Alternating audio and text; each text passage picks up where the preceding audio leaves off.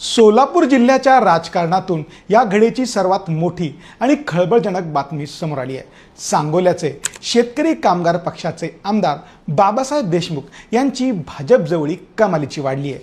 याबाबतचा एक फोटो समोर आलाय। यानंतर आता देशमुखांचे नातू लाल बावटा सोडून 2029ला भाजपच्या चिन्हावर लढणार असल्याच्या चर्चांनी जोर धरलाय। नेमकं सोलापूरच्या राजकारणात कोणत्या फोटोमुळे खळबळ उडाली आहे पाहूयात। नेमकं घडलं तरी काय? सध्या राज्यात विधान परिषदेच्या स्थानिक स्वराज्य संस्थांच्या निवडणुकांची लगबग सुरू आहे। त्यात गणपतराव देशमुख यांचे नातू आणि शेकापचे आमदार बाबासाहेब देशमुख हे स्वतः विधान परिषदेच्या निवडणुकीसाठी सोलापूर जिल्हाधिकारी कार्यालयात भाजपचे अधिकृत उमेदवार राजेंद्र राऊत यांचा उमेदवारी अर्ज भरण्यासाठी हजर होते। सोलापूरचे पालकमंत्री जयकुमार गोरे यांनी या संपूर्ण प्रक्रियेत बाबासाहेब देशमुखांना आपल्यासोबत आघाडीवर ठेवलं होतं। विरोधकांच्या आमदाराने थेट भाजप उमेदवाराचा अर्ज भरणीला उपस्थित राहिल्याने सोलापूरच्या राजकीय वर्तुळात मोठी खळबळ उडाली होती। गणपतरावांचा लाल बावटा सोडून नातू 2029ला भाजपच्या चिन्हावर लढणार का? तर बाबासाहेब देशमुख हे सांगोल्याचे दिवंगत लोकनेते आणि 11 वेळा आमदार राहिलेले भाई गणपतराव देशमुख यांचे नातू।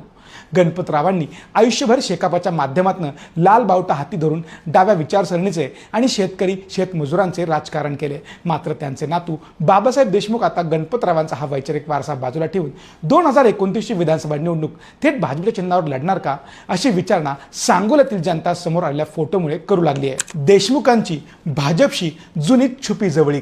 राजकीय विश्लेषकांच्या मते बाबासाहेब देशमुखांची भाजपसोबतची ही जवळीक अचानक झालेली नसून याचे धागेदोरे खूप जुने आहेत। यापूर्वी सांगोला नगरपालिकेच्या निवडणुकीत शेकापचा नगराध्यक्ष पदाचा उमेदवार चक्क भाजपच्या चिन्हावर लढला होता।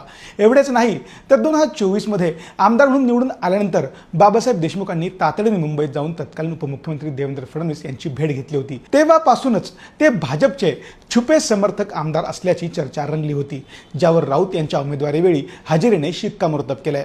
बाबासाहेब देशमुखांचा विजय सोपा नव्हता, पण 2024च्या विधानसभा निवडणुकीत बाबासाहेब देशमुखांचा विजय खऱ्या अर्थानं सोपा नव्हता। त्यांना महाविकास आघाडीच्या माध्यमातून उमेदवारी मिळाली होती।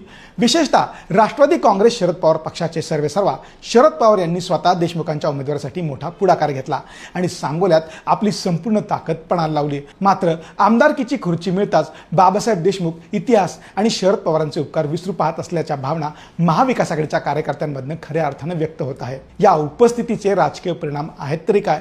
आजवर शेतकरी कामगार पक्षाचा अभेद्य बालेकिल्ला राहिलेल्या सांगोल्यात आता वैचारिक परिवर्तन पाहायला मिळत आहे। जिल्हाधिकारी कार्यालयातील देशमुखांच्या आजच्या वावरामुळे त्यांच्या भाजप प्रवेशावर केवळ अधिकृत शिक्कामोर्तब होणेच बाकी असल्याचे स्पष्ट संकेत मिळत आहे। हा सोलापूर जिल्ह्यातील महाविकास आघाडीसाठी आणि विशेषतः शरद पवार यांच्यासाठी मोठा राजकीय धक्का मानला जात आहे।